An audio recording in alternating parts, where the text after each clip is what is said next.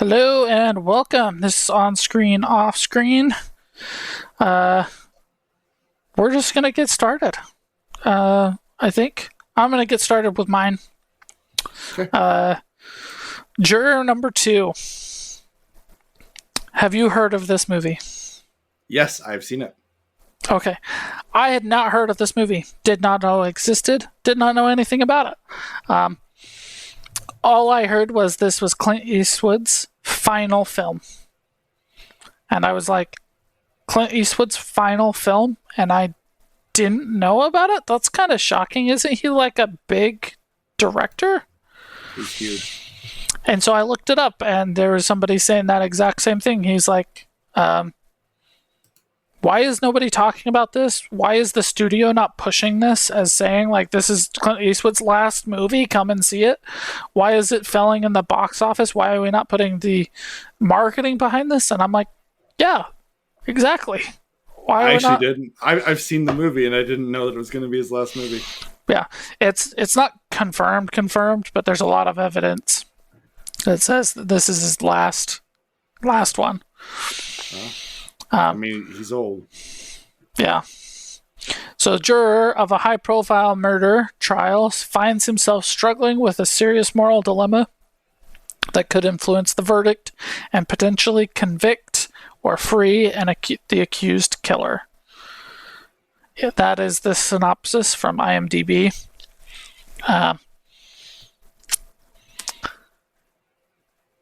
IMDb has it rated as a 7 out of 10. Rotten Tomatoes has a 92%. 91% audience score, 7 out of 10 on Amazon Prime. So it's got very good reviews, both critically and audience. Again, I ask, why did I not know about this movie? How is that possible? Do you think maybe it's because of all the stuff that comes out? Like, there's just a lot of stuff that comes out.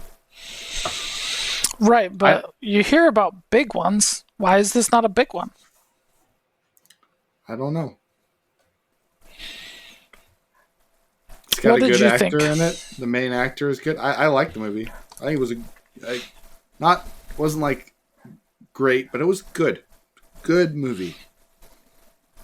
What did you think? I really, really, really, really liked it.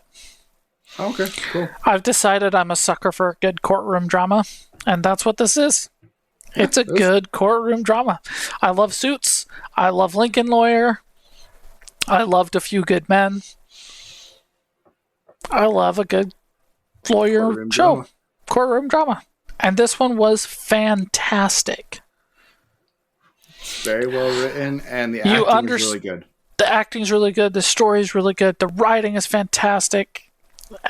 Like, this just hits. It's so good for what it is. Love J.K. Simmons. I really do. I really love J.K. Simmons.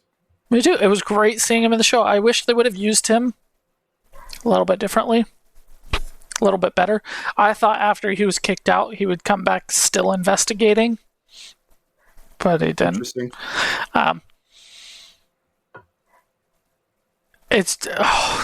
I really, really liked this one, honestly. Like Loved it. You understand his dilemma, like, so intimately. You do? And you're like, what would I do? You know? You understand he could 100% convict this guy immediately to get away with it. And yet he's still the one who's like, hold on, we have to treat this properly. We have to, And you also have this moment of, like, if he would have just said guilty the first time, he would have scot-free. Nobody would have questioned. Nobody would have dug deeper. Yeah, it would have been done. It's very, very good. I was surprised. So, spoiler warning, everybody can skip forward to the next topic. I was surprised that they revealed that the boyfriend wasn't the killer. Why were you surprised by that? Because they never actually said it. So, I thought Clint Eastwood was going to leave his cliffhanger as it's possible that the main guy did hit a deer, and it's possible that the boyfriend did kill the girl. That's interesting. And the main guy, is overly, right? Is blaming himself for something that he didn't actually do. That's really interesting. But when they revealed that the boyfriend really did turn around and that he was the witness who could have stated that and all that kind of stuff, right? Because it's like, it's dark and it's rainy. The witness who saw the guy get out of the car, yeah, that looks like our main character, but you know, in the dark and in the rain, it could have been the boyfriend too. You know? They drive very similar cars. That's cool. I thought that that's the direction that they were going to go. I thought they were going to, you know, show a dead deer or like state that a deer had been hit or something and never show that the boyfriend turned around. And so that I wouldn't change anything about the show, but you would have that scene where the lawyer is showing up at the door and you'd be like, is she there to say he's innocent? Is she there to say he's guilty? Is she there to arrest him? Is she, you know, you just don't know, because you yourself would have to decide if the boyfriend did it. That would have been cool. That would have been really cool. I would have liked that better. Actually. I still liked this a lot. Like I said, IMDb put it really at a good 7 movie. out of 10. 92 on Rotten Tomatoes, 91 audience score, 7 out of 10 on Amazon Prime. I would put it about 7.5. Yeah, Almost an 8. 7.5 is pretty fair. Yeah. So, what would you... Similar score, I'm assuming, then? Yeah, right around there. Yeah. Right around there. I liked it. Good movie. I liked it. Good movie. Is a good courtroom drama. Not quite as good as the Lincoln Lawyer movie. I think I'd prefer to go to that one, but... Ever watched 12 Angry Men? No, I don't think so. I love 12 Angry Men. As far as courtroom dramas, it's my favorite. It's a old classic movie, and a lot of times I feel like the old classics don't actually live up to their hype pretty much all the time. This one, in my opinion, does. It is 12 people that are jurors that are arguing in one room, and that's the whole movie. And it is so well written. It is brilliant. The old one. The new one's pretty good too, but I like the old one better. I don't know if there was a new one. I know A Few Really Good Men good. lived up to it. I didn't see that one for the first time till like last year or maybe the year before. Oh, that one's also really good. So That's I probably was my super second surprised how good that one is. I still like Lincoln Lawyer the best with Matthew McConaughey. I like 12 Angry Men, A Few Good Men, and even though I've had my problems with him, I'm kind of changing my mind on him. The guy who plays, he's a lawyer and it's really good. He's in where he's a boy genius. What is that show called? And he's in a ton of stuff. Matt Damon. His lawyer one. Do you know which one I'm talking about? The Informant? Yeah, I believe so. Where he's not... Is he a lawyer? Because he's not a lawyer No. in The Informant. He's a lawyer in this one. I really, really like it. The Rainmaker is very good. Yes, that's the one. I That love The was very, Rainmaker. very good. I haven't seen that one in a long time. I should rewatch it. That's a great movie. Those are probably my top 3. Okay. That's fair. All right. Let's get to my next topic. And my next topic is Primal Hunter Book 1. And I'm really excited to talk about this one. Genuinely. I just enjoy lit RPGs. I just do. There's problems with the books. I don't care. They're purely enjoyable to me. And this book is freaking awesome. It is so damn good. I love it. It's like my next obsession is this book series. The main character is a guy who was going to go to pro archery levels, doing like schedule type archery, and he has an arm injury, so he just kind of settles with his life. And he works hard but that's about it. He just kind of goes through life, and you find out more and more about the character as it goes along. The character progression is great, and you just enjoy the main character. He's just well written. He's just good. But what makes this so awesome is, number one, the class progression is great. Really, really well done. Number two, the fight scenes in this book series are fantastic.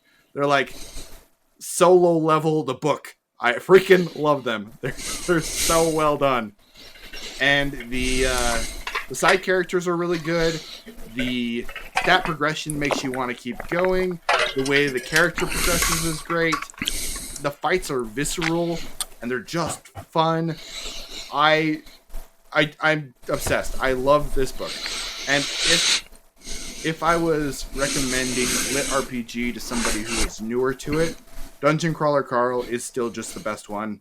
It's just the best one. This one gets more into the stats, which I honestly kind of enjoy. Some people don't. If you wanted to get into a lit RPG book that got more into the stats, like this is his dexterity, his strength, all that kind of stuff, and what the skills do, more of the gamey stuff, this is probably the book that I would recommend to people because it is just freaking awesome. I will have to look into it. You will enjoy it. At least you will have a good time with this book because it is awesome.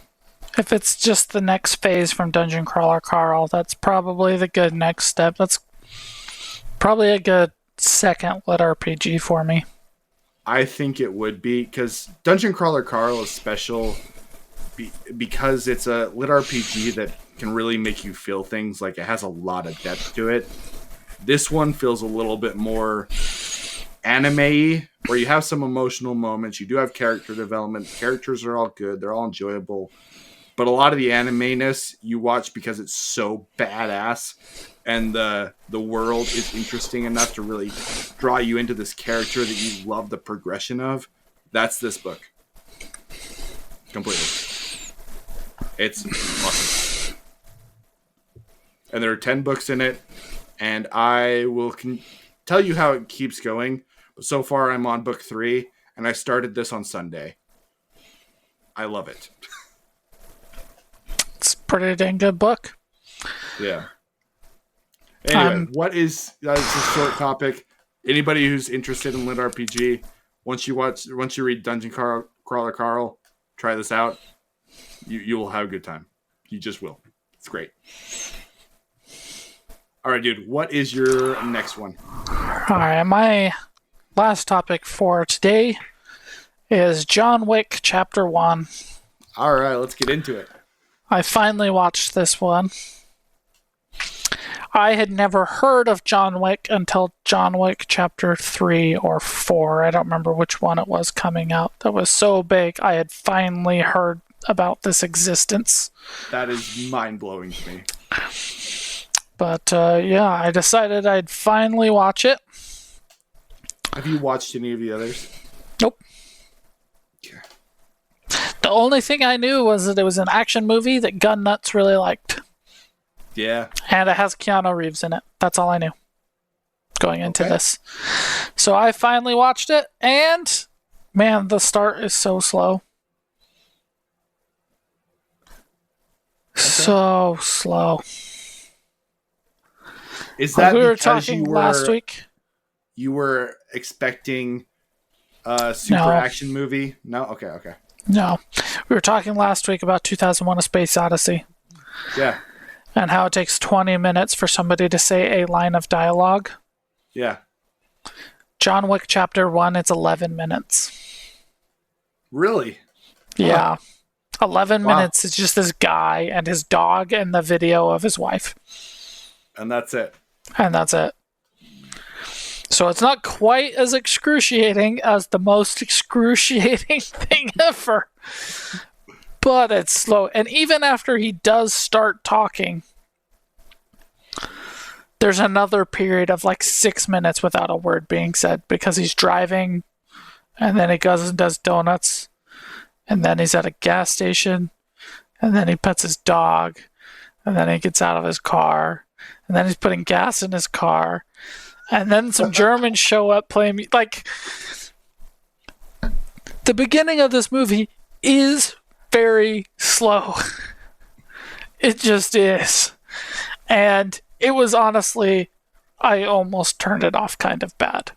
Oh, wow. Excruciatingly slow. So, Okay. quick thing about me, I'm not a big animal person. So seeing the cute dog wasn't more for me than just like, oh, that's a cute dog. I wasn't like, oh, I want to see more of the cute dog. Like, I don't really care. It's just a dog. This is a dog. And then it was the cars. He had a fastback Mustang that's absolutely gorgeous. I was like, holy beautiful. crap, that's a great car. Oh my goodness. And then he was driving the car, and I was like, heck yeah. And then I don't know if he was trying to kill himself or not in the car. That wasn't really clear, but whatever. Anyway, super slow start. That's my big thing that I'm starting with here. Okay. He upgrades his very, very cool for an even better car because he gets a Chevelle. That's dope. Yeah. My other issue right now is I thought it was overly graphic with the dog. I think that was meant to make you just hate them more, which obviously worked for people. Yeah, absolutely. For sure. I would have hated them just the same if it had happened off screen. Interesting. I don't think it would have been as visceral. Absolutely. If you would have had the sound and the dog whimper and him die. Like, I Am Legend. They don't show it. You hear it, but it doesn't show it, and you still feel that moment. You feel it, but it's not like an Old Yeller where you really feel it because you see the dog fall. Like, that's more. It hits more. But this is way more graphic than Old Yeller. Yeah, of course it's more graphic than Old Yeller. Everything's more graphic than Old Yeller at this point. Right, but like you're Peter making that Pan comparison. is more graphic than Old Yeller at this point. Okay. To me, it was a little over the top. Okay. Right, like I would say, dog lovers don't watch this movie. Kind of graphic to it. In fact, I did. I told Lauren not to watch this movie. I would say dog lovers watch this movie and then rage out with John Wick and go and kick some ass. No, don't watch it. It's hard to watch. I'm not a big dog person. I'm not a big pet person. Way prefer dogs over cats because cats are the worst and I hate them. But it was hard to watch. Like, it was hard to watch. And I know that was the point. So maybe overly is just like for me kind of note. Like, it was overly for me, but for most people, it's probably not too much. So, I don't know. I wish I didn't watch it. That scene. Okay. The rest of the movie is a very good action movie, and the action sequences are fantastic, and the talking sequences are extremely boring. Oh, I enjoy the world and everything from that movie. I love the first movie. Would you say the first movie is the best one? The first and the fourth movie feel like they're from almost different franchises, but I genuinely love both of them, but they're very different. The first one feels like really grounded and like almost like a spy thriller kind of movie where it feels more grounded. The fourth one feels like just a ridiculous Hollywood movie that is done so extremely well that it's just so much fun that you want to love it. Okay. So here's my thing. I think that the talking sequences were pretty boring. Okay. I think they could have written it better. I think the dog scene was bad. And I don't understand the villain. Why? Because he tells his son, "You're screwed," and then immediately goes and says, "But I'm going to go kill John Wick." Yeah, he's gonna try to protect his son, but he knows John Wick's the baddest. But that wasn't his message. That wasn't his message at all. He told his son to get out of the room because you're screwed. And then the next scene, he's like, "Put a hit out on him." How much? 2 million. How many guys do you have? Or how many guys do you need? How many do you have? Like those are two very different messages, right? That's a good point. I thought it was building up to John Wick was going to come after him and this guy was going to sell out his kid. Which did happen. But not in the way, like, I did not expect him to be like, storm John Wick's house. Like, I understand it if he was like, I'm still going to protect me, myself, I'm still going to protect my kid. But at the end of the day, John Wick's after him, not me, so I'm going to choose me. I gotta understand that. Be like, okay. But, like, he goes after John Wick. He doesn't just defend himself, he goes offense. And I'm like, that is not the message you just sold. You just sold John Wick's coming. Maybe this is the end of all of us. We're all going to die. You're maybe screwed. The idea is, like, we know where he is. We can attack first. And if we just wait here, Assassin Extraordinaire God King is going to wreck our shit. So we got to kill him before he kills us. Again, like, I understand if it was like the best defense is a good offense. Whatever. Yeah. Right? But he just kicked his kid out of the house and said, "You're screwed." He said, and then John Wick's coming for us. There's nothing any of us can do. Where it would make more sense with that to be like, "Hey, John, can you please just like go kill my son? He's at this club. Please don't come after my guys. Don't come after me. He's the douchebag. Kill him." Yeah. Or, "Son, I'm going to protect you with everything we have, but we have impending doom coming. So I'm going to lock you away," kind of security. Yeah, right? I would understand that, fair. Either side of that. But he does half of both, and it confuses me.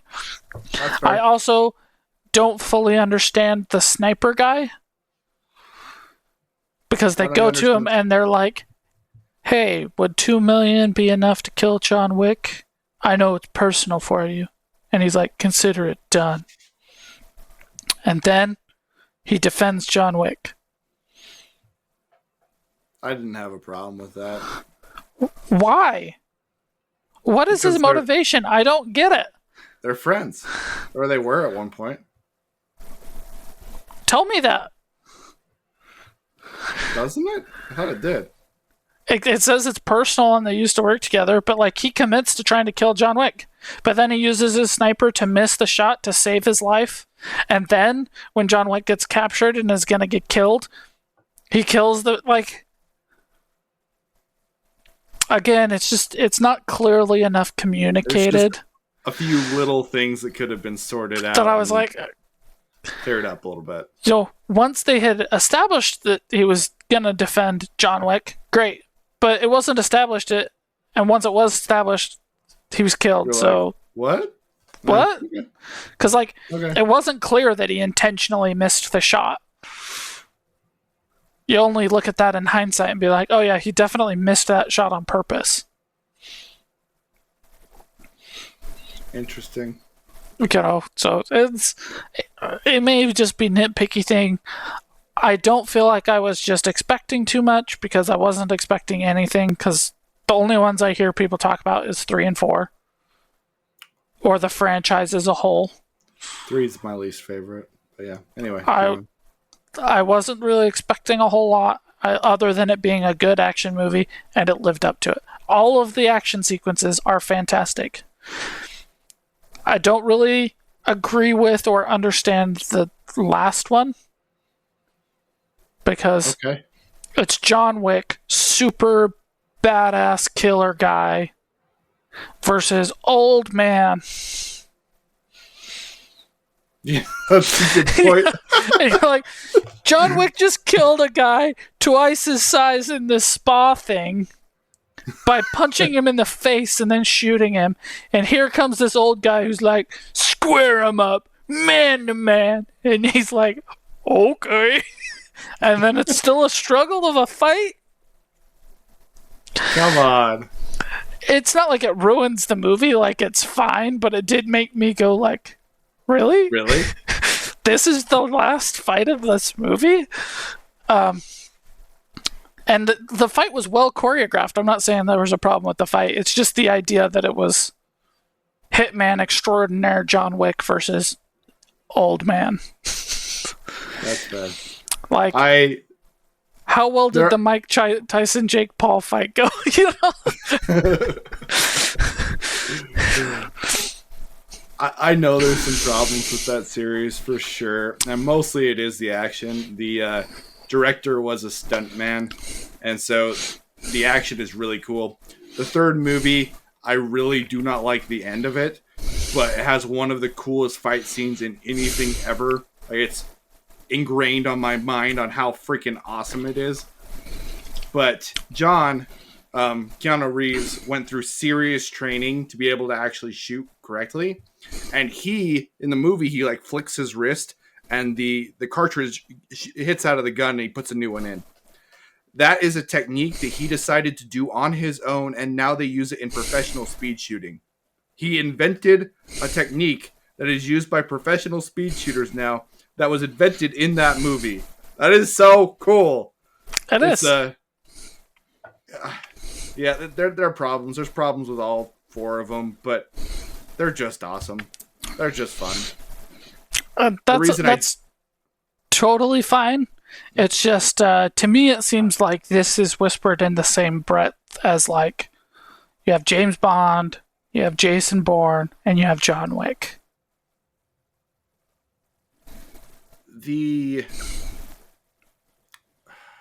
Yeah, that's a fair point.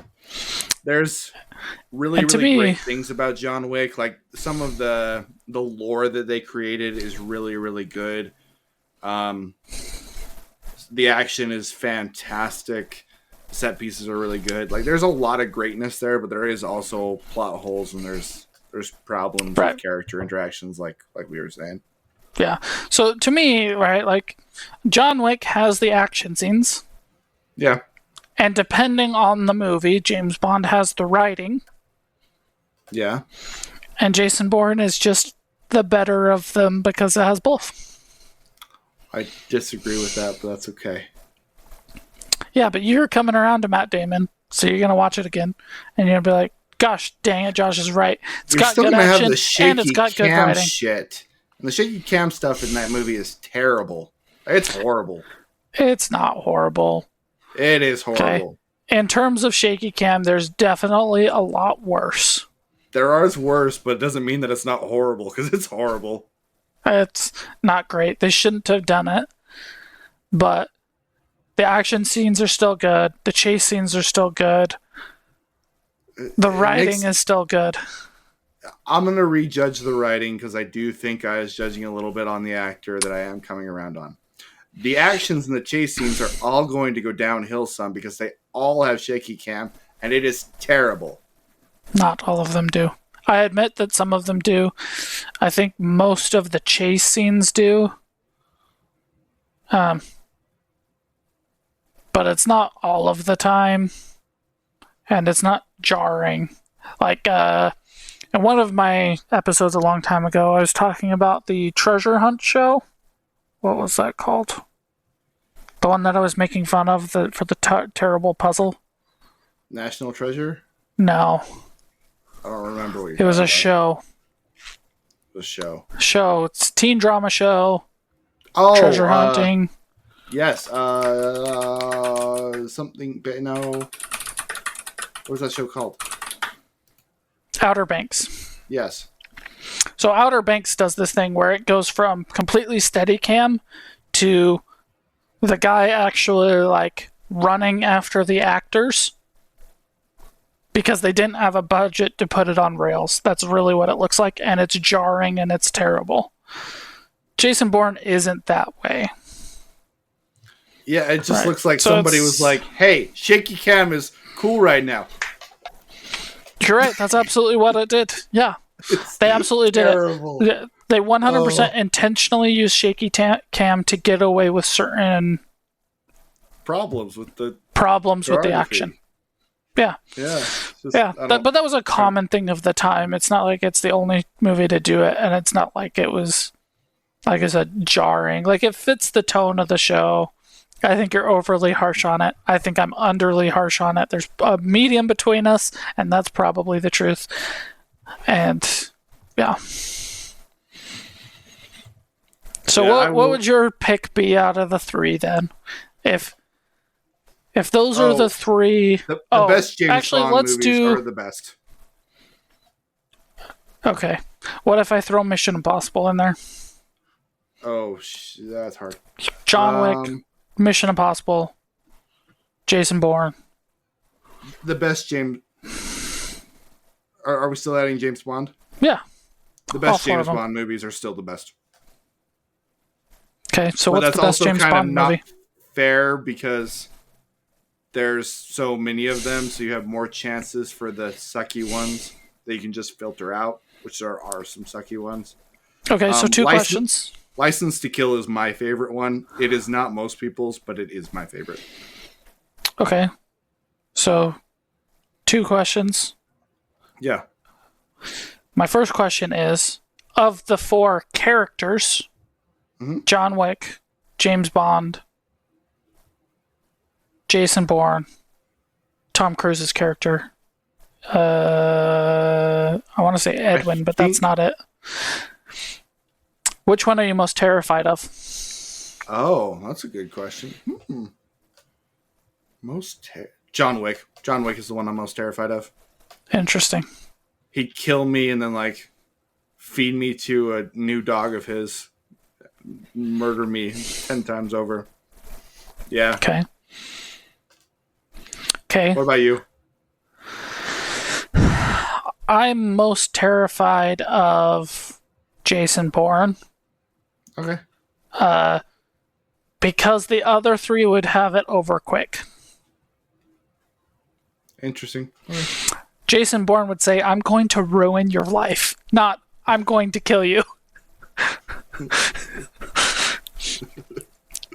I'd rather have a bullet in the head. Just kill me and I'll be fine. Just done. Yeah, just fine. But that being said, if it was like the next question, which is like the other three are coming after you, which one do you pick to defend you? I'd pick John Wick. The other three were able to defend me. No, three are coming after you, one to defend you. Oh. I would pick John Wick to defend me. I think I would pick James Bond because he has all those sweet gadgets. Okay, so he shoots a grappling hook and is taking you up to the roof, and John Wick shoots you in the face. No, he like have a spy satellite that shoots a rocket or a net or lasers or like all sorts of crap. There's so many gadgets in James Bond. True. I mean, that you'd have to answer that question. Is it James Bond with MI6 or is it James Bond just him? Yeah. Those are two different things because, like, Very my different. favorite James Bond is Skyfall, and it's just him, and I think that's why I like it so much. My favorite James Bond isn't a James Bond movie. It's Kingsman because it's basically a James Bond movie, and I love Kingsman. Okay. My favorite Disney princess story is Shrek because it's just making fun of those movies anyway. Yeah, but Kingsman is great. I love Kingsman. I love it so much. I do too. All right, what do you got for us? You got one more topic, right. I think. Yeah, last one is I did watch The Boy, the Fox, the Horse, and the Mole, and I don't know why I didn't talk about it last week, but I didn't. I love this movie, but it is a particular kind of mood of a movie because the entire movie is basically like lines that you would find stitched on pillows over and over and over again that are written extremely well. Like, you've got the what's the bravest thing you've said, help, which is really, really good. I like that one a lot. You've got a couple here that I liked. What do you think is the biggest waste of time? Comparing yourselves to others. That one was really good. Sometimes I feel lost, said the boy. Me too, said the mole. But we love you and love brings you home.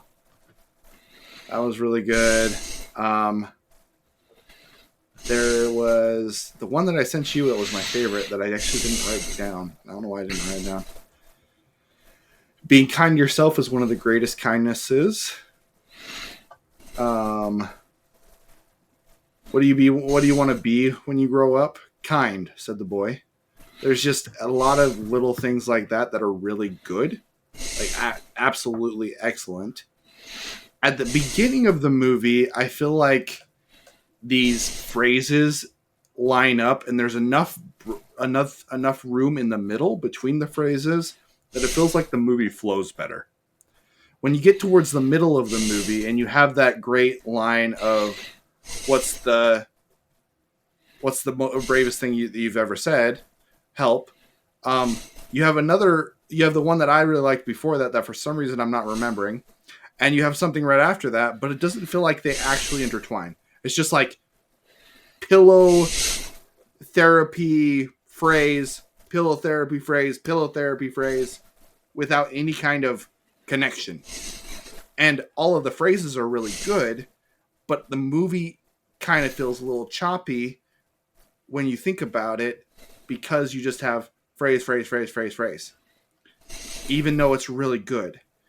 The animation is absolutely gorgeous, especially the water. The water was mind-blowingly good. Like, staggering. Great movie, but if they would have added a little bit more time so that these lines felt like they were smoother, especially in the middle, I think it would have improved the overall movie. The one other thing that I had a small issue with, and these are nitpicks because it is great. At the end of the movie, they're watching the stars, and the boy comes back and he's like, "This is the family that I chose." And I get the messaging, but we have no reason to believe that the boy had a bad family life or that he didn't want to be with his family, but he just kind of abandoned his family that seems like a good family for another family that he chose that he's been with for a week, maybe. And instead of bringing his new family to intertwine with his old family, this family that's kind of lost, this family that feels kind of abandoned. There's a line where the horse is talking about how other horses would be jealous of his wings. It was one of my favorite parts of the entire thing. But you have a horse that's an outcast. And instead of inviting that outcast into your family, you abandon your family for this other family. And I didn't like that end message. It was something that I had an honest issue with. It kind of it didn't feel satisfying with the end of the movie. There's a lot of greatness there. There's a few things that I would have tweaked, even though it's great and I would recommend it, if that makes sense. It does. So, going in order, your first issue with it ramping up and not feeling cohesive, I disagree with completely. I think it's absolutely what it is supposed to be. You're right. There are bigger pauses at the beginning, but they're moving slower. They get more and more condensed and closer together as it goes on because they are physically moving faster. Right? They go from sitting on a tree to walking to rolling down a hill to having a horse to being stuck in the rain to riding the horse to flying. Right? So it feels very much in line with that pacing to me. And I don't have any problem with that. What you're absolutely saying is true.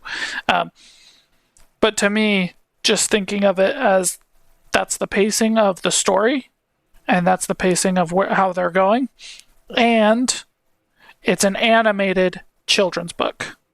So I feel like if Which I they do a good job with that. see each section as just a page and then you're turning the page and going to the next one, feels very good to me. I think it nails it. It's absolutely great. That's why it was a small nitpick to me, is because of that reason. Okay. So the next one, the ending with the choice of staying with this outcast's family versus going back to his home family. Yeah. There's some questions I have, like what about Open Season or Wild Robot? But with those, you have a reason why he doesn't want to go back home. With No, you this don't. one, yeah, I would say you do. With Open Season, he realizes that that's not the life that he wants, and he gives you enough of an explanation of why he doesn't want that life. He's come to like the life where he's relying on himself, and he likes this new family that he's with, and he understands it. And there's been a lot of time invested into this. And he goes and he sees the opportunity to go back with her, and he sees his boogie, I think is what it was called, and realizes that the boogie is his past, and that's okay. And like, it gives enough character growth to really represent that. There's a life there that we understand, and there's a life here that we understand. In this one, it's I've spent a week with these guys. My whole goal was to get home. It's not like I've gone through it's not like I can't bring these people home with me. There's no reason why I can't. So you're right, they don't show the other side, but from his perspective, the boy's perspective, they still follow the same plot. They're out in the wilderness, they form this pseudo family. This family doesn't get along at first because it's kind of forced. They get to know each other, they accept each other, and then in the end, they choose the family that they choose and not the family that is home for them or was home for them. But Right. none of them So have a home. they have He has each a home other to go and to. like outside, and we just don't know, right? We know the fox doesn't have a home, and we know the horse has been abandoned, or not, like, rejected by his family. We don't know that much about the mole other than he really likes cake. Yeah. True. You're right. But we also don't know what the boy's home life was, and we do know that nobody was looking for him. Do we know that nobody was looking for him? Yeah. Who How was do we know looking that? for him? We don't know if nobody was looking for him. We don't know that. We know he was completely isolated. We do get aerial shots where they are there's nobody around. It's just him alone. Yeah, but we don't. Like, the aerial shot's pretty big. We don't know for sure that nobody's looking for him. Pretty big, and we don't see anybody looking for him. It's not like they're just looking at this section, saying they're just not looking in the right area. They look over a big area, nobody's there. We know he feels lost, he feels abandoned, and he feels alone. You're right. There's nothing saying that nobody was looking for him. There's nothing saying outright that he was neglected or abused or had a bad home life. But I don't think that's a bad thing here. I think this is a children's book that was made into a fully animated 45-minute film. And it's not about ignoring his past life, it's about choosing this family. So, do you think it's better for him to just choose the family, or try to bring this family to his family? Because that to Choose your me seems family. like a better message of, I have this good family and I've expanded my family. Not that I just have to choose one or the other. Right, but he's choosing not the other family. he can choose both. I just don't see any reason why he He can't. can, but you don't know what that is. But this is a children's story, right? So we're not getting. We're getting into a lot of nuance that you're not going to get with a children's story. If you want the basic message of family, of love, of we're all like cake, you're cake to me, kind of a thing. Um, that's done very beautifully. Absolutely. The message that I would want to leave at the end is expand, go on adventures, and then take those adventures with you, come back home, create a bigger family, create a bigger home, create a bigger community. You can have all the goodness. You don't have to sacrifice one goodness for a different goodness. Which, if we're looking at it from the base childhood perspective, it looks like he's sacrificing one goodness for a different goodness.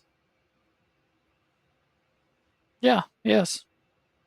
I don't think that that's necessary from the story that we have been told, and not Because we necessarily don't see even the other side. the best representation of a lesson. But I don't think there's anything wrong with the lesson that was chosen. There can be different levels of good, and I think the level of bringing them home with him is a higher good. I disagree. I think it's more important to tell you that you can choose the people that you surround yourself with, and you shouldn't feel obligated to go home. But you can make the home what you want it to be. Not always. You're talking about his biological family. Yeah. That doesn't mean anything. He can always leave again. Can he? Can Yeah. children just leave? Yeah. No, they're going to be scooped up and taken right back. But that's again a nuance. We're not going to go super down that path. But you're saying he has all the choice. But when he's in a home with biological parents, the choice is taken away from him. But he does have the choice to leave. He had the choice to leave before, and he's grown and he's learned.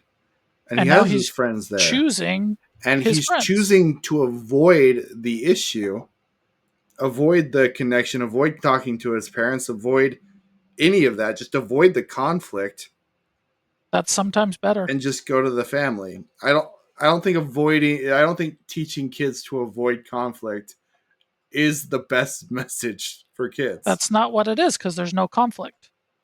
because he He's never avoids it. saying there's a conflict I need to avoid it. There's a conflict in the choice. The very choice gives a conflict. Not one that a Without kid the is going to conflict, pick you up don't have on. a lesson. Not one that a kid is going to pick up on. The choice is the family you don't choose or the family you do choose. And he chooses the family he chooses. And I think that's a good and important message and one I fully believe in. I would be interested in seeing a kid's perspective on that because I think a kid could see that there's a conflict there. Otherwise, it wouldn't have any impact. There's a conflict in the choice, but there's no choice provided that a kid would realize that you can have your cake and eat it too. He could have both families, right?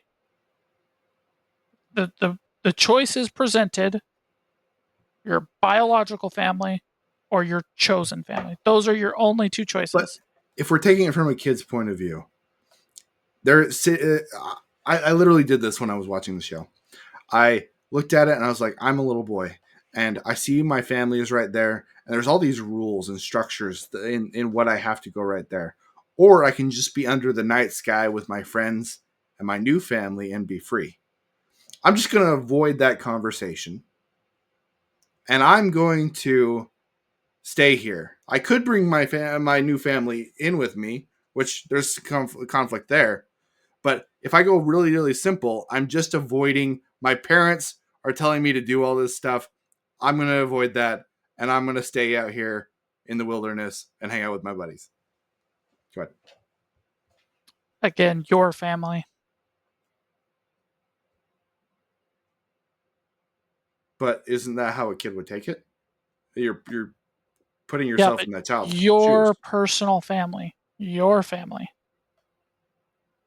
I think most kids react to mom and dad going to tell me to do something again. Blah blah blah blah blah blah blah blah. That seems pretty standard. It is, but there's no outward thing saying that that's what he's feeling. The only thing we know that he's feeling is neglected, abandoned, and alone. Nowhere does he say, I hate when people tell me what to do. Nowhere does he say, it's so exhausting when I have to do my chores.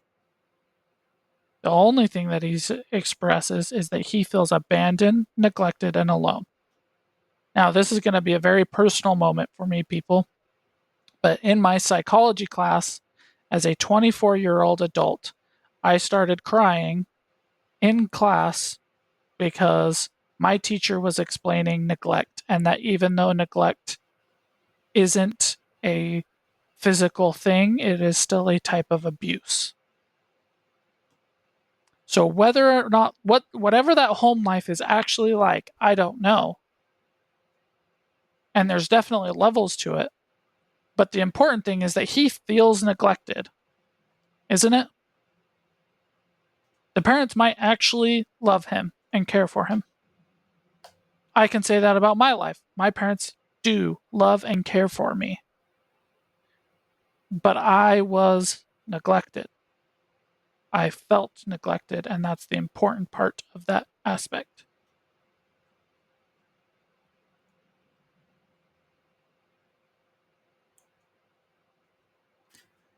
How do you make a proper choice unless you face a proper problem?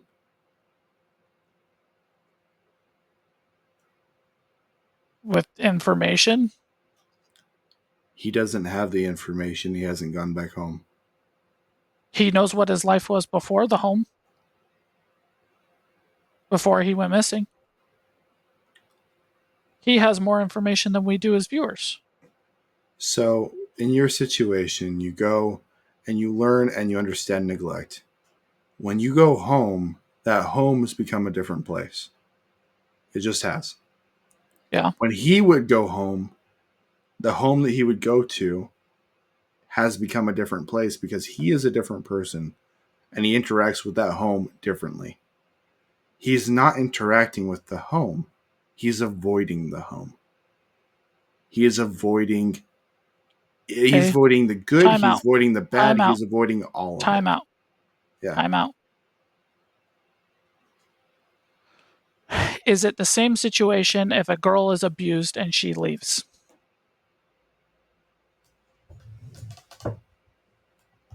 Is she avoiding the problem because she's leaving and not going back?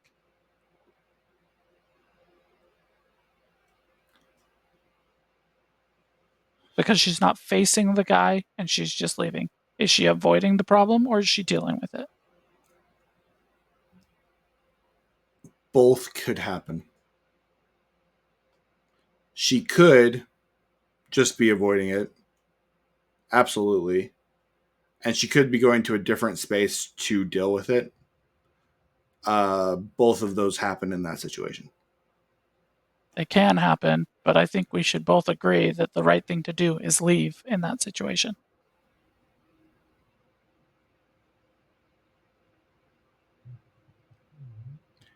In a situation where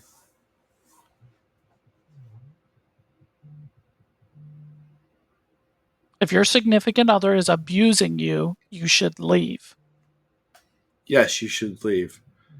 Should you just run away in certain circumstances? Yes. In almost every circumstance, you should cut that person out of your life entirely.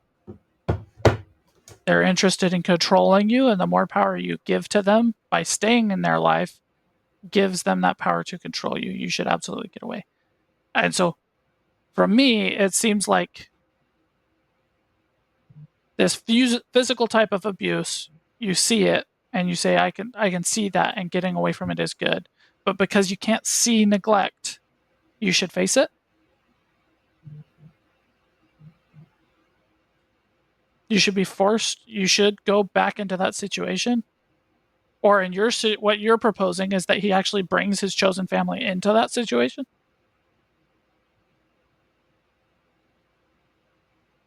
It's an interesting point of view. And to be absolutely clear, I do not disagree with you.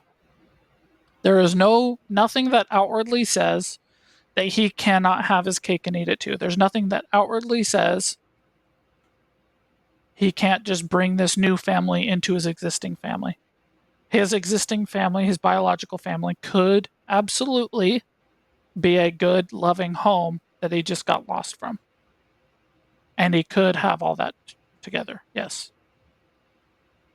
My point is from, like I said, when I told you to watch this movie in our last episode, this hits me very personally. Is like, I wish I had gone out and found a pseudo family. And there were times that I kind of did, but I never built this cohesive family like I should have. Right.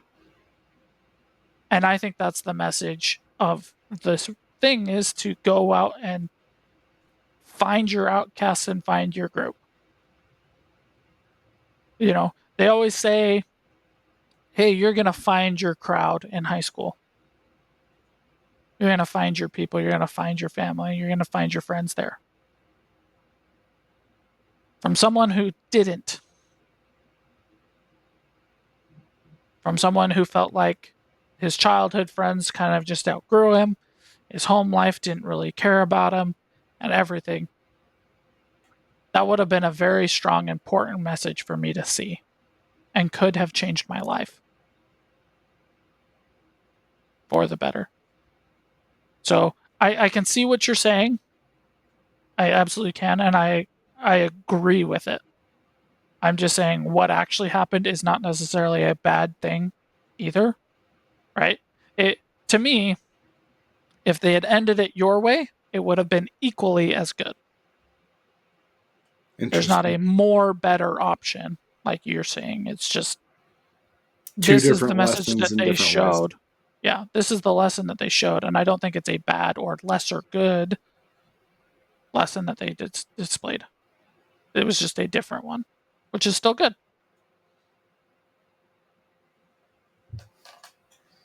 Fair enough. Fair enough. It's still, small gripes aside, it's still a very, very, very good movie. It is. Um, and the phrases and the writing do help you think through things. They help you analyze yourself. And the good massively outweighs any kind of nitpick that I do have. Okay. It is a very So, good story. all that being said, where would you rate this on a scale of 1 to 10? I see your question. Can something be a 10 when it's very much in the mood for kind of movie? Yeah. I don't see it as that. I think it's a good, wholesome, just like any other kind of kid friendly movie. It's one But you that have to be in is the mood for it. so much like pillow phrase, pillow phrase, pillow phrase that if I was not in the mood for that kind of deep, poetic kind of a thing, I don't know if I'd really want to watch it. But when I am in that kind of mood, it does. When you're in an introspective mood, that's a better thing. When you're in an introspective mood, this movie is fantastic. If you are not in an introspective mood, this movie would not be something I would watch. I honestly would probably give it somewhere like an 8.5. I think it's a great movie, but that's Okay. probably around where I would put it. I Okay. maybe a little bit higher. Like it's very, very, very good, but probably around there for me. Okay. Fair enough. What do you think about my statement of saying that everybody should watch this movie? I agree. I think we've got some friends who have a girl that's 12 and a girl that is 5, and I would be very interested in how they interpret this movie, because I think a 12-year-old, this movie is like perfect for that age.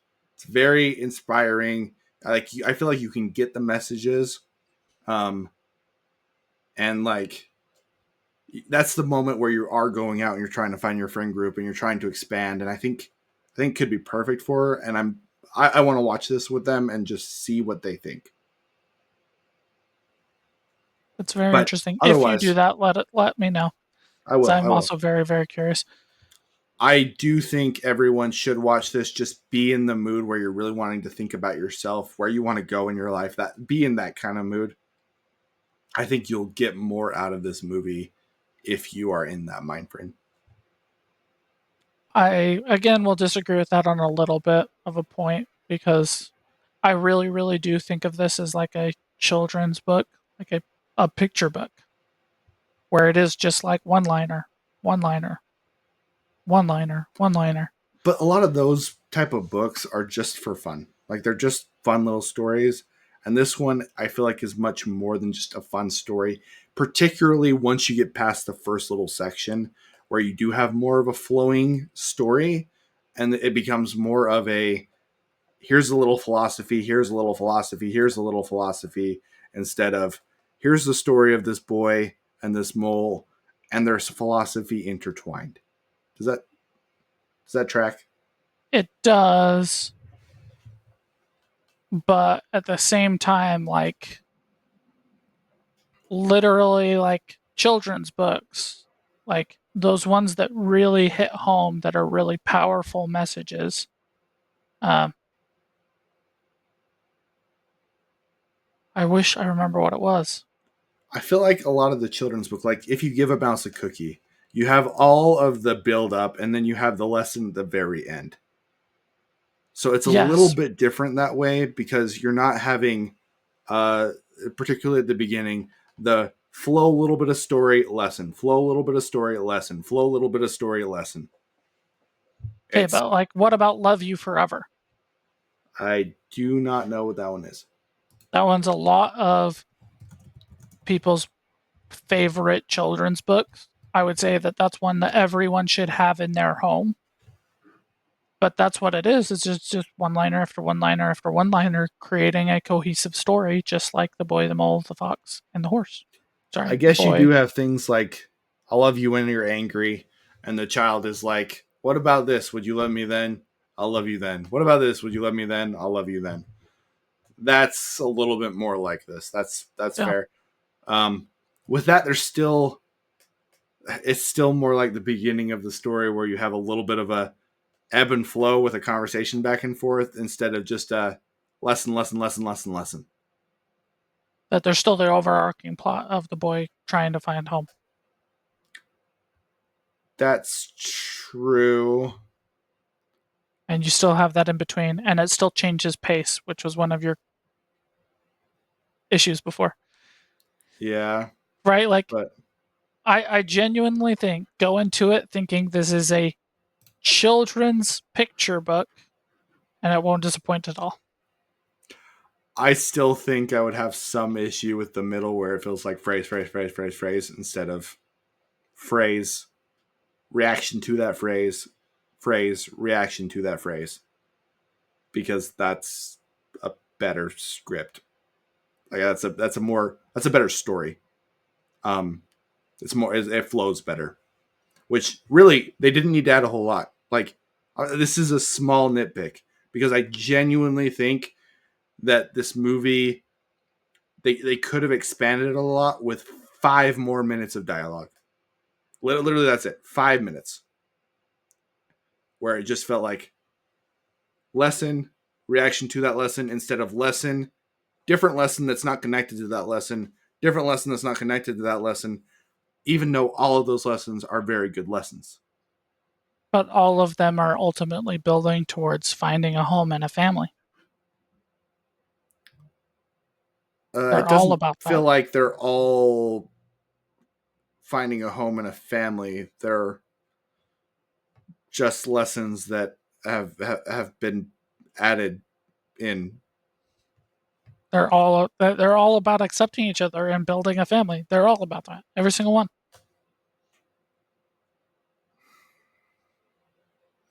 I guess they're all about connecting, so that's true. Okay.